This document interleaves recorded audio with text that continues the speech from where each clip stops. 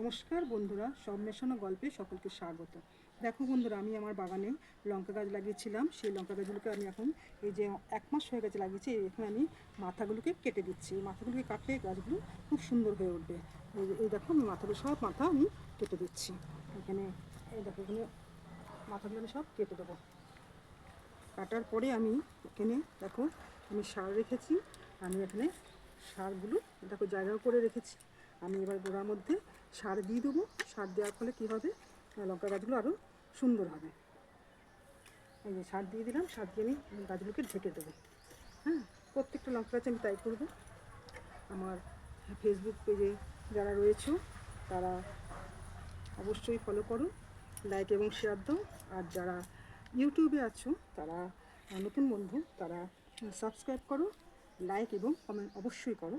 আমার এই লঙ্কা গাছগুলো দেখো এখন ছোটো রয়েছে, বর্ষা আসছে, লঙ্কা গাছগুলোতে বর্ষা ধরবে। আমি আমার ভিডিও এখানে আমি শেষ করলাম।